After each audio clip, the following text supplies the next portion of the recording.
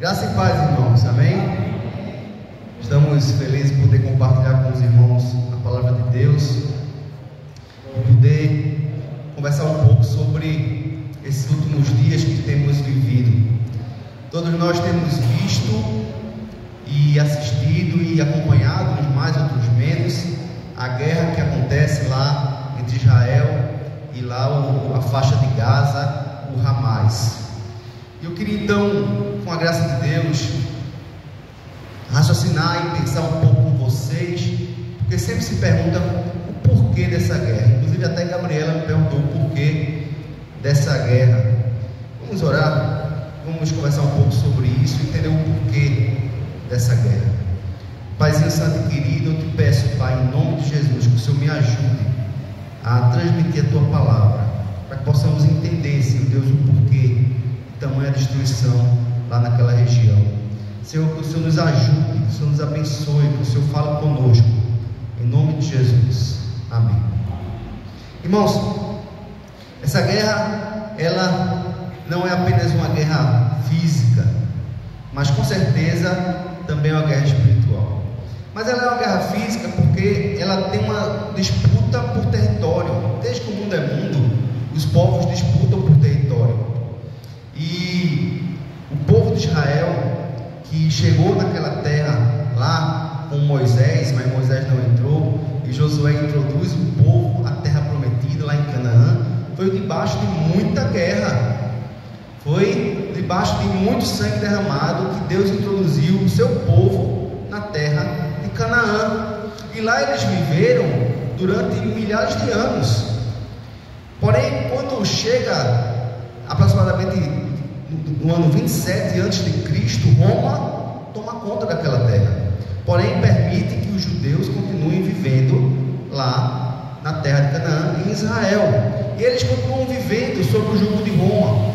Mas Israel nunca foi de se render fácil, e no ano 70 depois de Cristo houve uma grande insurreição do povo dos judeus contra Roma, e ali houve então a invasão de Roma e a destruição do templo.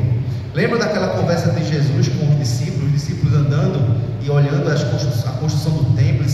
Veja, Senhor, que pedras, que construção, que maravilha, né? E se engrandecendo e se envaidecendo por conta do templo. Jesus disse: olha, está vendo essas pedras? Não sobrará nenhuma, não ficará pedra sobre pedra. E ali então ele já estava profetizando o que haveria de acontecer no ano 70. Os romanos destruíram tudo. E os romanos não só destruíram, mas os romanos quiseram exterminar completamente os judeus, porque os judeus davam muito trabalho para eles.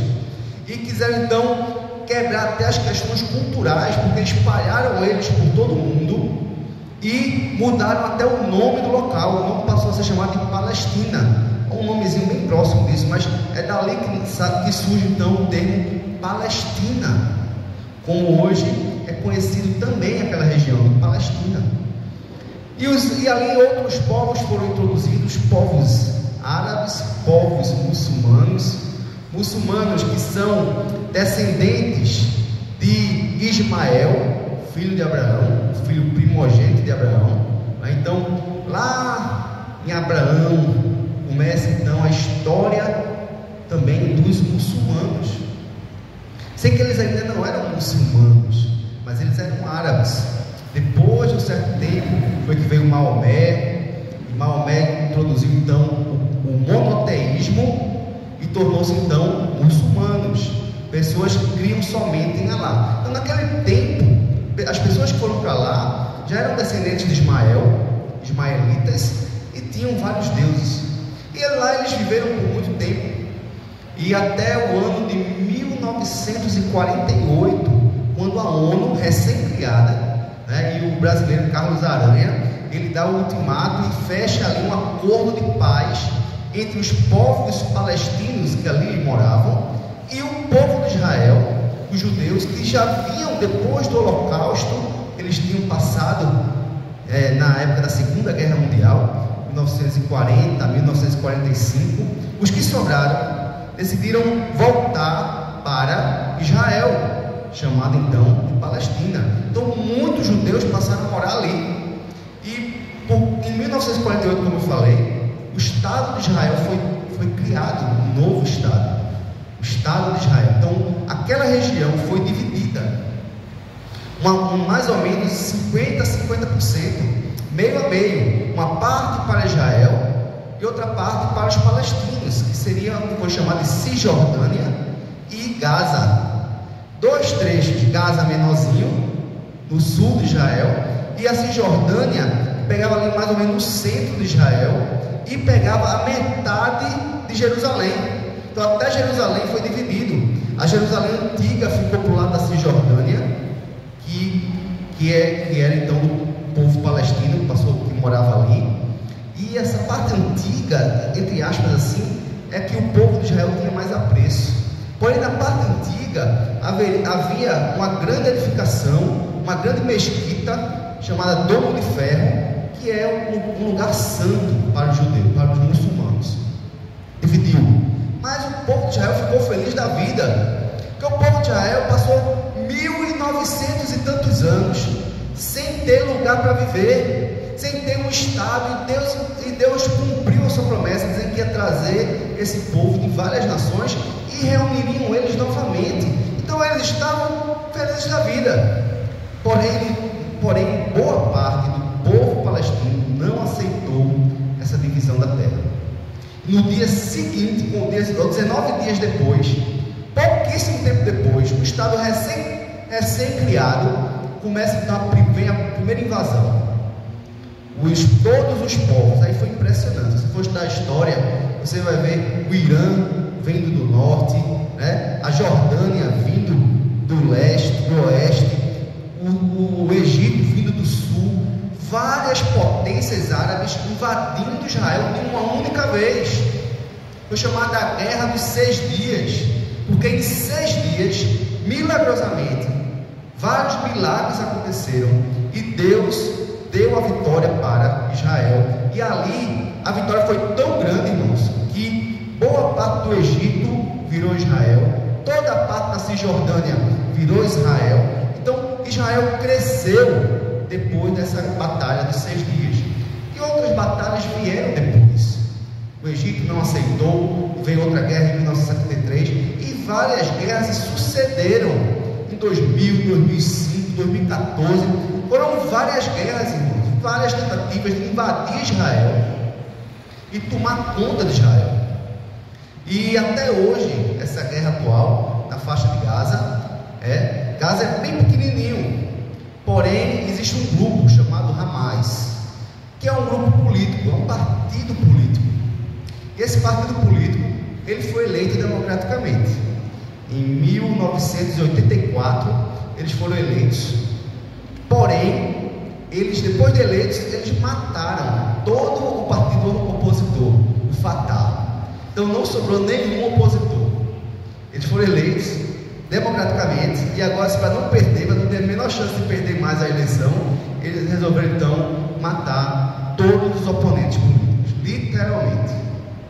Então realmente é um grupo terrorista que tem ódio de Israel. Israel já estava fazendo um acordo com o Irã, não, com a Arábia Saudita, e esse acordo é péssimo para os países palestinos que têm a sua causa, a sua luta por suas terras, que querem destruir Israel, que odeiam Israel, porque Israel, irmãos, é o único país judeu em meio a inúmeros países muçulmanos. E você sabe que o muçulmano, no seu livro sagrado, eles têm uma ordem de Alá, que é matar todos os infiéis. O muçulmano, ele é obrigado a destruir, a matar todos os infiéis. E os infiéis, para eles, são todos aqueles que não creem em Alá. Então eles têm essa obrigação, como muçulmanos, de matar todos os inimigos. Então Israel é inimigo religioso também, porque ele é o único país diferente de todo o Oriente Médio. Então essa guerra, irmãos, tem uma questão política, Tem uma questão maior ainda. Dizem que a Rússia está por trás, está financiando, muitas coisas se falam, mas tem uma questão política, tem uma questão de disputa de território, mas tem uma questão religiosa e mais, tem uma questão espiritual mais profunda. E é nessa questão mais profunda, mais espiritual, que eu quero então conversar com vocês, de onde eu entendo que surgiu e surge essa rixa, essa divisão, essa inimizade. Abra, por favor, Gênesis capítulo 3, versículo 15, chamado de proto-evangelho, ou primeiro evangelho, ou a primeira vez que Deus proclama o evangelho, que promete a vinda do nosso Salvador. Gênesis 3, versículo 15.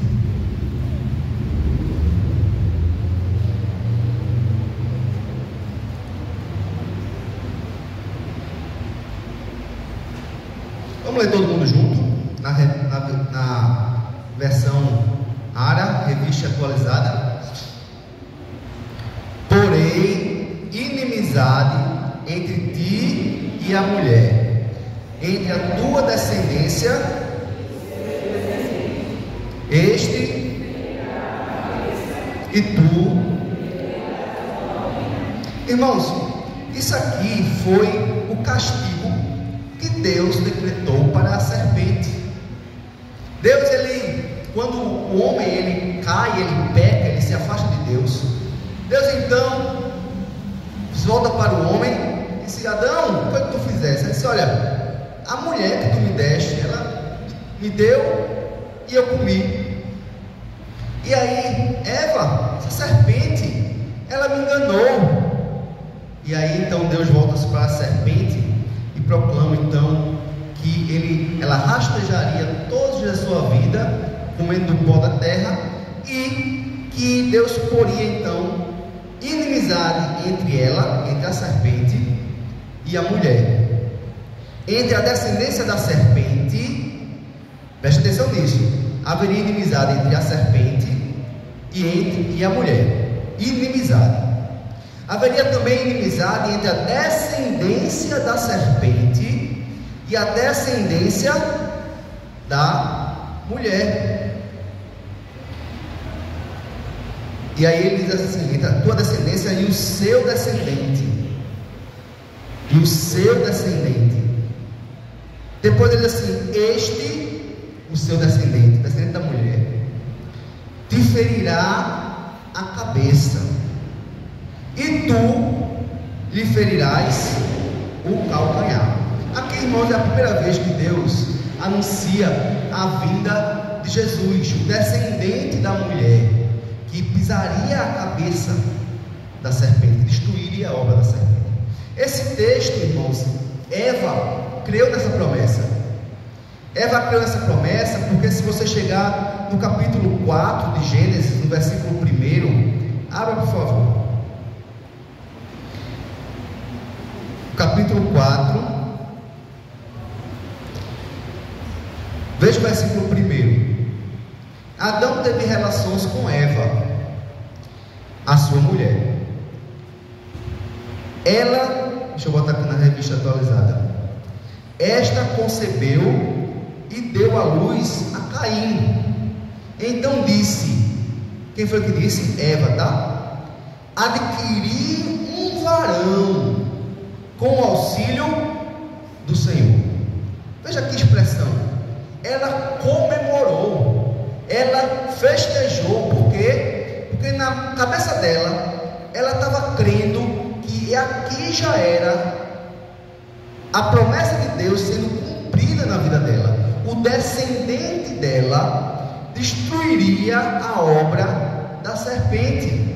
Ou seja, ela já cria, ela creu de verdade na promessa de Deus, que um descendente dela viria para desfazer a obra da serpente. E ela pensou que já era Caim. Doce ilusão. Não foi Caim, mas seria um descendente depois de Caim, bem depois de Caim.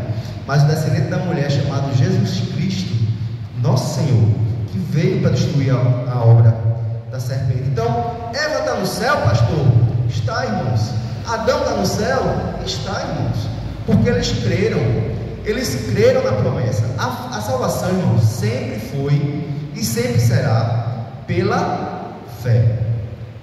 Quem veio antes de Cristo e creu em Deus e que Ele enviaria o Messias para a salvação, quem creu, né, esperou por isso, mesmo que não tenha visto, foi salvo pela fé.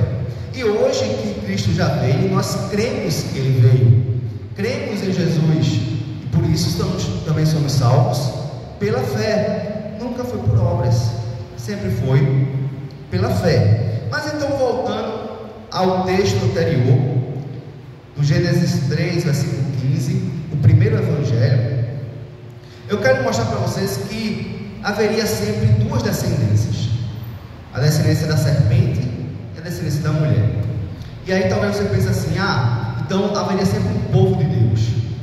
Então Israel é o povo de Deus. Até hoje Israel é o povo de Deus, e por isso que Deus protege lá o povo de Israel, do jeito que o Senhor falou, pastor. E se você for estudar a história de Israel, é a guerra dos 6 dias, depois a outra guerra que teve, a guerra do Yom Kippur, que era a dia da expiação, dia santo para Israel.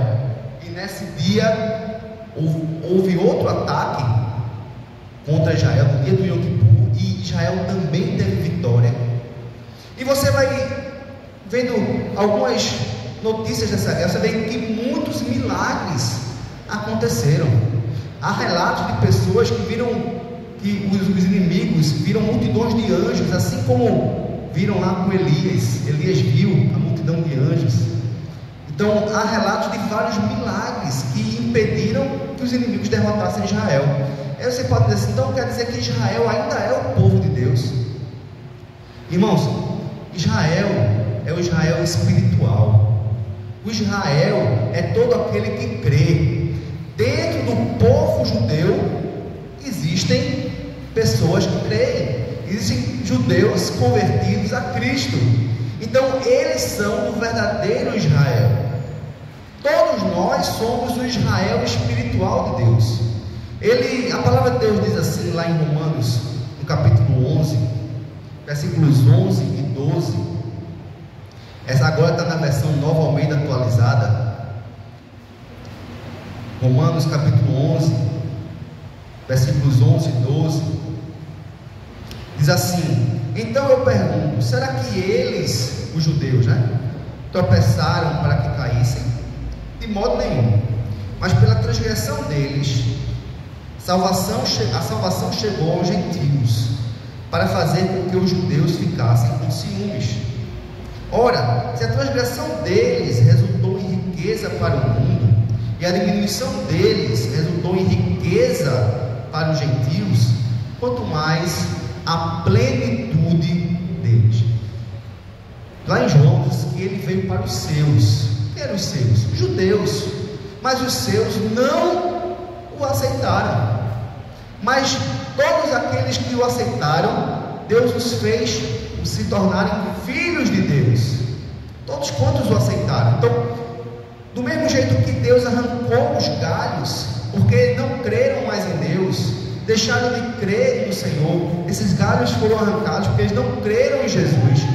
Nós somos galhos enxertados nessa videira. Se nós deixarmos de crer, também seremos arrancados da videira. E se eles passarem a crer, eles serão enxertados na videira. Então sempre foi pela fé. Esse povo, irmãos, caíram porque deixaram de crer na promessa de Deus. Não creram, viram o unigênito e não creram no unigênito de Deus. Viram face a face e o rejeitaram. Mas quem o recebeu se tornou filho de Deus. Então, se eles, pela queda deles, veio vida e salvação para mim e para você, que somos gentios, quanto mais, como diz aqui, na plenitude deles. Ou seja, se eles se converterem, por conta desse texto, existe uma crença que haverá no final dos últimos dias uma conversão em massa dos judeus. Muitos deles se converterão, Então aqui está dizendo que se eles caíram e nós fomos salvos por isso, quanto mais se eles forem salvos, se houver um grande avivamento entre os judeus, entre o povo de Israel, será bênção também para nós.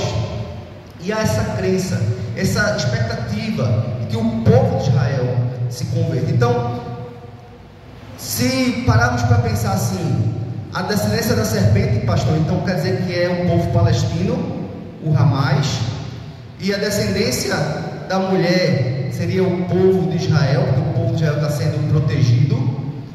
Veja, o povo de Israel ainda está sendo guardado. Cremos que um dia haverá uma grande conversão no meio desse povo, como se Deus ainda estivesse poupando esse povo. Esse povo sofreu, 6 milhões de judeus foram mortos no Holocausto, eles foram espalhados por todo o mundo, mas Deus continua guardando eles de alguma forma milagrosa.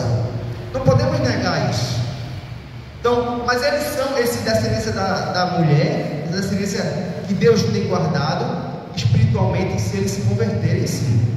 Mas nós é que somos a descendência da mulher, com certeza. Nós, os que cremos, nós que servimos a Jesus, que cremos no nosso Senhor Jesus Cristo, temos o Senhor como nosso único Senhor e Salvador, nós é que somos esses descendentes, apesar de Deus também estar guardando esse povo, porque esperamos que haja essa conversão em massa, se Deus assim permitir. Mas então, depois de toda essa introdução, eu quero trazer para vocês então o castigo de Satanás como tema. Primeiro, o castigo de Satanás, que foi em Gênesis 3,15, né? Primeiro é que haveria inimizade entre ele e Eva, entre ele e a mulher. Olha, Satanás tentou roubar Adão e Eva de Deus. Satanás tentou tirar eles do comando do Senhor e tomar para ela, né? Para que eles fossem servos da serpente, servos de Satanás. Porém, irmãos, Satanás não conseguiu a alma de Adão e Eva, como nós falamos. Por quê? Porque Adão e Eva, depois desse momento de queda, eles foram vestidos por Deus, um animal foi sacrificado, apontando para Cristo, sangue sendo derramado, para haver perdão dos pecados deles. Eles foram expulsos do paraíso para não comer da árvore da vida, mas eles, como a gente viu, eles continuaram crendo na promessa de Deus. Então, o que é que nós cremos? Que Adão e Eva não se perderam, foram salvos. Então Satanás, primeiro castigo de Satanás, tu queria toda a raça humana, tu queria a alma de Adão e Eva, você não vai ter. Você não vai ter a alma deles. Eu porei inimizade entre ti e a mulher. Haveria uma inimizade. Irmãos, a inimizade é necessária. Como assim, pastor? É necessário guerra, irmãos.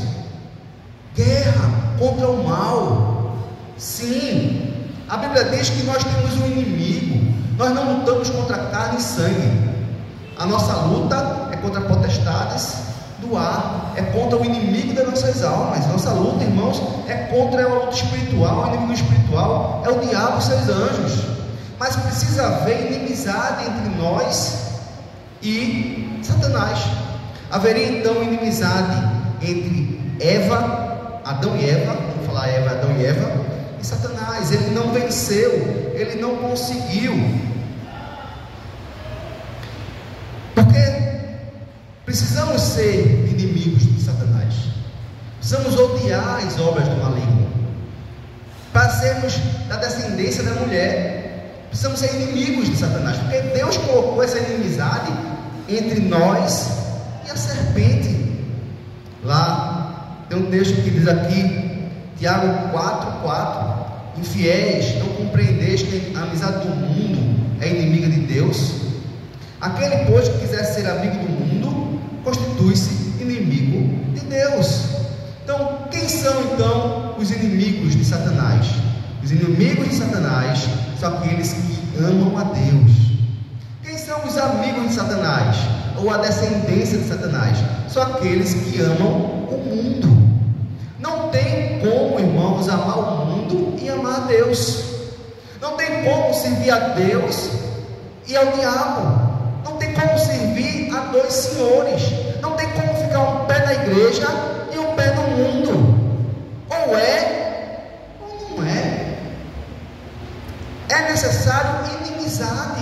E quem colocou essa inimizade foi Deus. Essa inimizade é boa. Porque se formos amigos ao invés de inimigos do diabo, nós não somos amigos de Deus. Segunda coisa, irmãos, é que essa inimizade que começou com Adão e Eva, eles romperam com Satanás, eles aceitaram a proposta de Satanás, mas depois logo eles romperam com Satanás, se arrependeram e voltaram-se para o Senhor, rompendo com a serpente. A serpente não venceu, mas a inimizade então, ela vai se estender. Essa inimizade será entre a descendência da serpente e o seu descendente, Jesus. Haveria uma inimizade entre Cristo e a serpente, entre aqueles também que creriam em Cristo e aqueles que creriam na serpente, ou que serviriam a serpente. Veja o Antigo Testamento, sempre houve inimizade. Lembra, por exemplo, de Faraó? Deus endureceu o seu coração e ele impediu o povo de Deus de sair.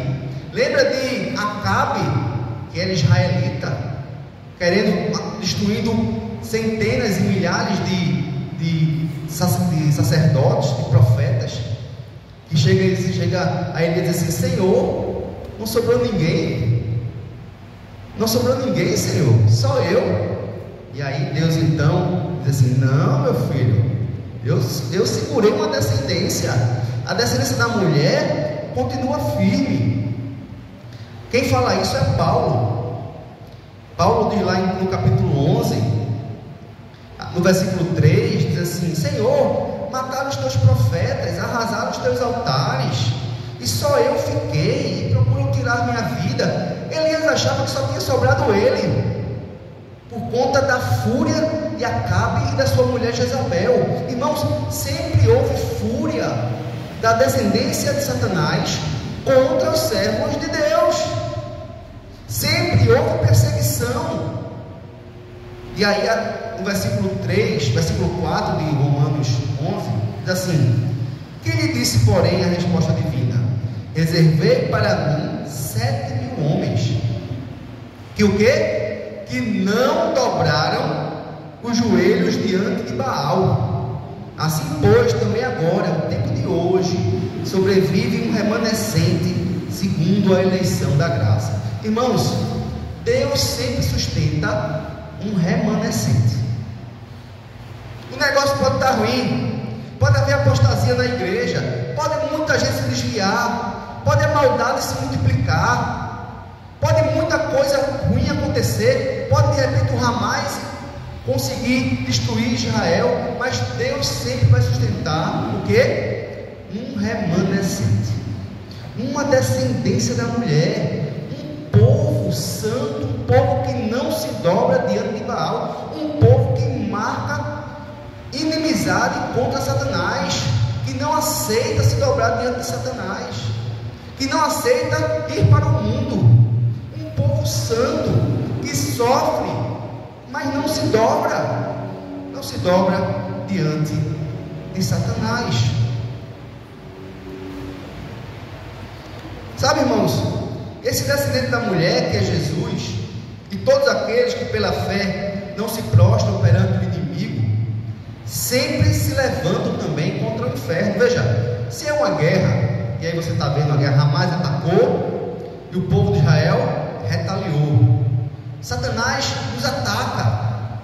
Satanás vem contra nós, o nosso ponto fraco, quando nós baixamos a guarda, quando nós deixamos de buscar o Senhor, de orar, de estar na igreja, de estar em comunhão com Deus. Satanás vem e nos ataca. Porém, irmãos, a palavra de Deus diz que as portas do inferno é que não prevalecerão contra a igreja de Deus.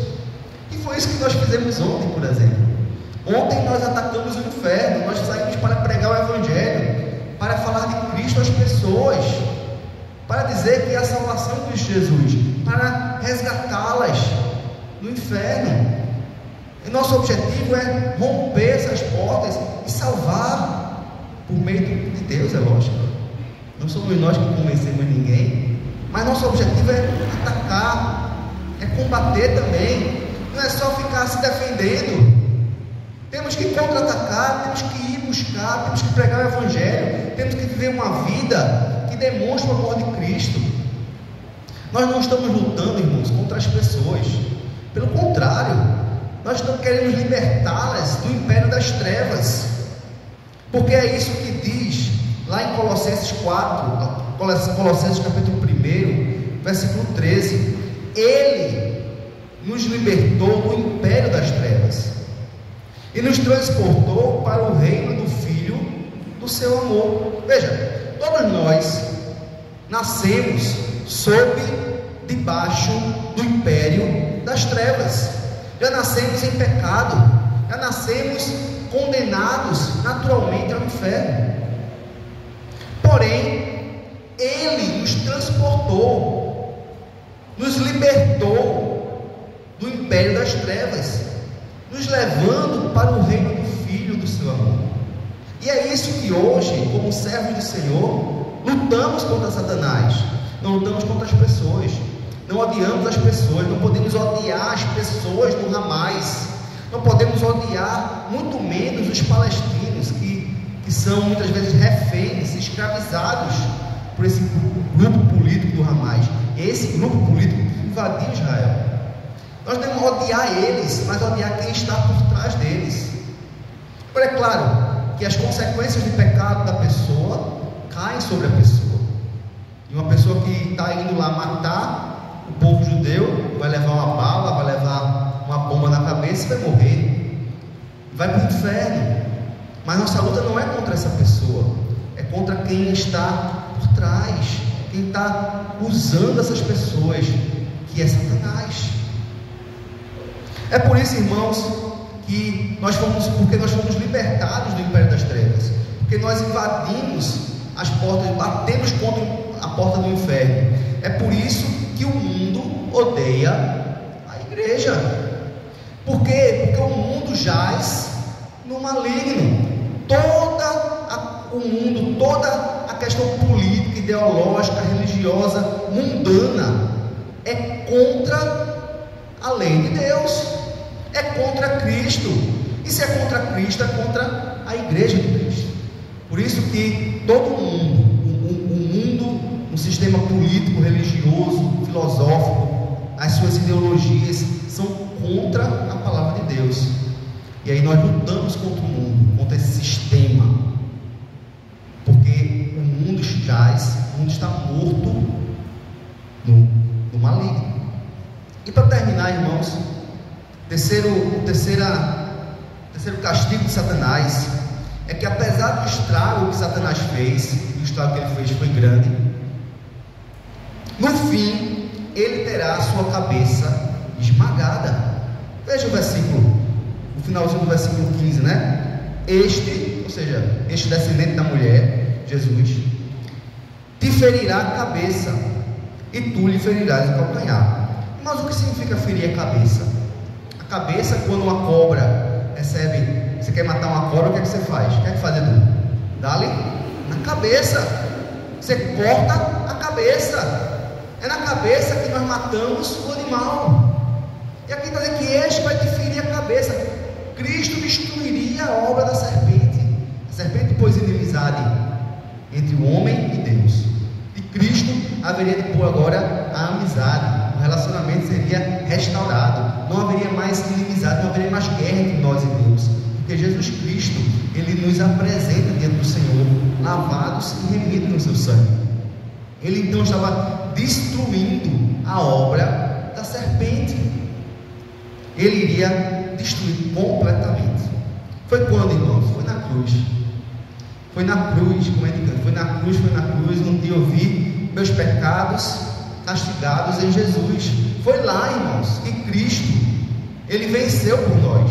Foi lá que Ele cravou na cruz a nossa dívida. Está pago. Foi lá que Ele destruiu a obra de Satanás. Satanás não queria que Ele nascesse. Por isso que que o Herodes mandou matar todas as crianças de 2 anos para baixo. A descendência da serpente querendo destruir o descendente da mulher, mas não conseguiu. E esse Cristo que veio, ele foi para a cruz. Satanás não queria que ele fosse para a cruz. Depois Satanás começou a pensar assim: vou destruir ele, tudo isso vai se acabar. Mas não se acabou, porque depois dele veio a igreja do Senhor. E a igreja do Senhor é essa descendência que não se curva diante do inferno. Mas esse castigo de Satanás, que foi pago na cruz, destruindo a sua obra, não é ainda o final. Veja que diz lá em Apocalipse 20, versículo 10. Abra, por favor, Apocalipse 20, versículo 10.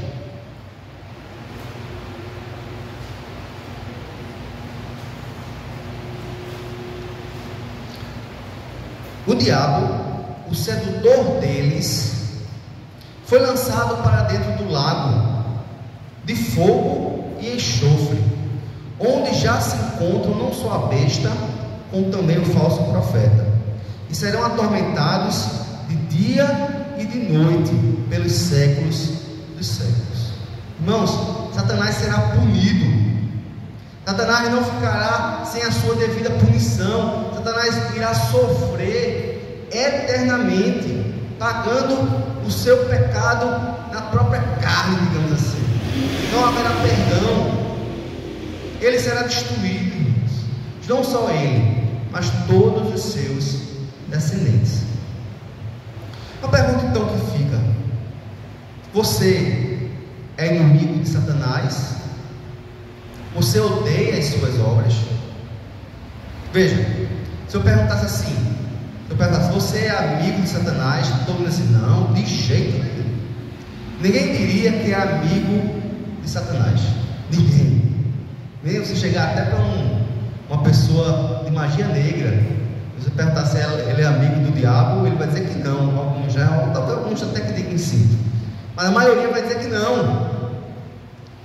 Porém, irmãos, se nós fazemos a sua vontade, se nós cumprimos os seus desejos, se somos jogados segundo o rumo desse mundo, segundo a nossa própria carne, nós estamos fazendo a vontade de Satanás. Abra, por favor, Efésios capítulo 2. Efésios capítulo 2.